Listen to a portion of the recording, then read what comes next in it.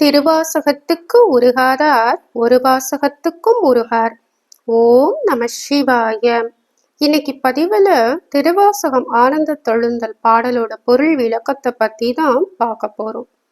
இந்த பாடல்ல மாணிக்க வாசகர் எதை வீணான காலம் அப்படின்னு சொல்லியிருக்காருன்னு பார்ப்போம்.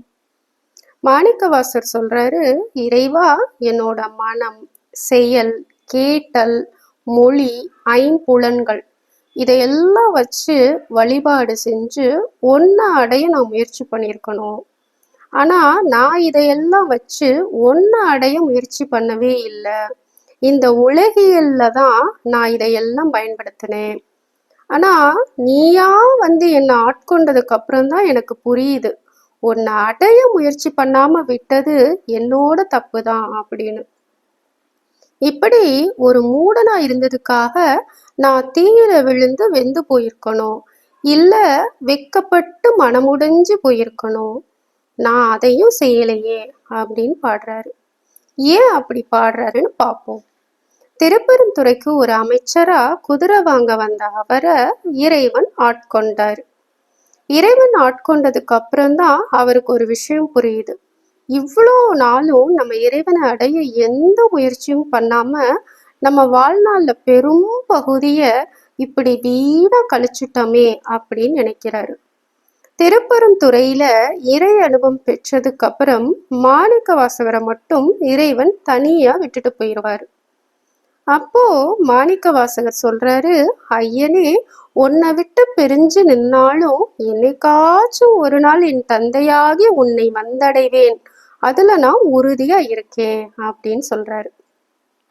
மாணிக்க வாசகர் ஒரு சராசரி மனிதன் மாதிரி ஒரு நல்ல அமைச்சர் பதவியில சீரும் சிறப்புமா பேரும் புகழுமா வாழ்ந்துட்டு இருக்காரு. அப்படி இருக்கும்போது யாராச்சும் பேரும் புகழோட வாழ்ந்த அந்த காலத்தை வீணான காலம் அப்படின்னு சொல்லுவாங்களா?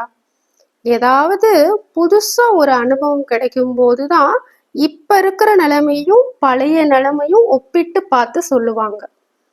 மாணிக்க வாசகரும் அதே மாதிரிதான். மாணிக்க வாசகருக்கு இறைவனோட அருளால இறை அனுபவம் பெற்றதுக்கு அப்புறம் அவரோட நிலைமையையும் அமைச்சரா வாழ்ந்தப்ப அவரோட நிலைமையையும் ஒப்பிட்டு பார்த்துதான் முந்தைய காலத்தை வீணான காலம் அப்படின்னு சொல்றாரு.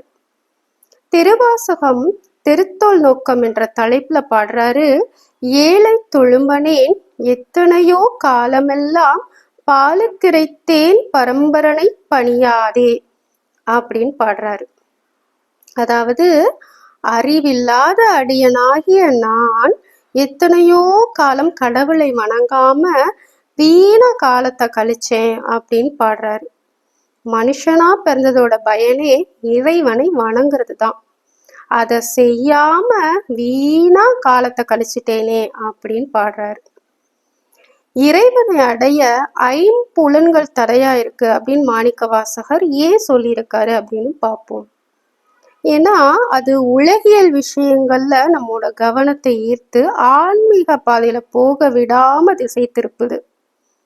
ஐம்புலன்கள் உலகியல் சார்ந்த விஷயத்தை உணர்ற திறன் கொண்டதுதா அதோட இயல்பே. அது மட்டும் இல்லாம இந்த ஐம்புலன்கள்ல மனசோட கட்டுப்பாட்டையும் மீறி ஒரு செயலை செய்கிற இயல்பு இந்த காதுக்கும் வாயுக்கும் தான் இருக்கு. மனசு பேசாத அப்படின்னு சொன்னா அதையும் மீறி சில நேரம் பேசிடுவோம்.